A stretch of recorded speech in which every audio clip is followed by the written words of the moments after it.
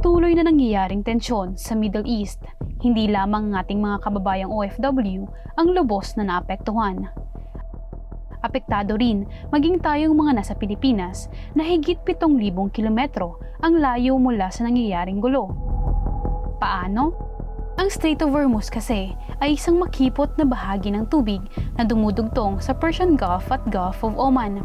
Dito dumadaan ang nasa 20% ng kinukonsumong petrolyo ng buong mundo. Nang sumiklab ang tensyon sa pagitan ng joint force ng US-Israel laban sa Iran ay nalimitahan ng pagdaan ng mga oil tankers sa Strait of Hormuz. Dahil dito ay tumaas ang presyo ng krudo at natural gas sa pandaigdigang merkado, na direktang nakakaapekto rin sa pagtaas ng presyo ng diesel, gasolina at kerosene sa ating bansa. Unang naapektuhan ang ating mga kababayang tsuper na direktang nakaasa sa kabuhayang ito. Dahil nagpapatuloy ang kaguluhan sa Middle East at patuloy ring naapektuhan nito ang presyo at supply ng langis sa ating bansa.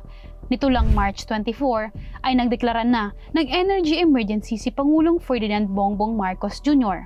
It is an emergency of the energy sector, the supply of energy and the prices of energy.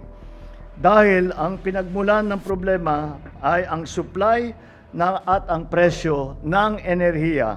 At yun ang kailangan naming tugunan ng direkta agad. That is why we declare not a general state of emergency but a state of energy emergency. Kasabay nito ay yung pag-adapt rin sa UPLIFT o ang Unified Package for Livelihood, Industry, Food and Transport para masiguro na ang mga pangunahing pangangailangan ay patuloy na maibibigay sa mamamayang Pilipino sa gitna ng nangyayaring gulo.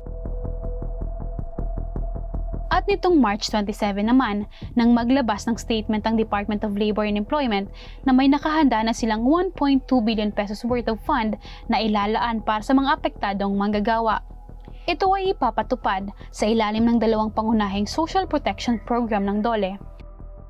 Ang tulong panghanap buhay sa ating disadvantaged displaced workers o mas kilala sa pangalang TUPAD program at DILP naman o ang DOLE Integrated Livelihood Program.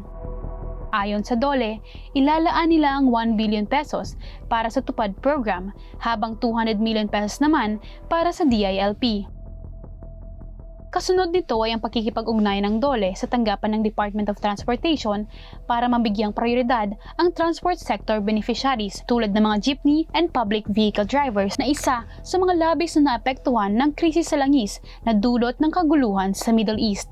At para naman sa iba pang sektor ng manggagawa, iminungkahi ng DOLE ang pag-adapt ng flexible work schemes tulad ng 4-day workweek o di kaya naman ay work from home setup upang mabawasan ang operational cost at mapanatili ang trabaho ng mga manggagawang Pilipino. Ito ang public headlines na dapat nating bigyan ng pansin. Ella Nipa para sa Public Matters.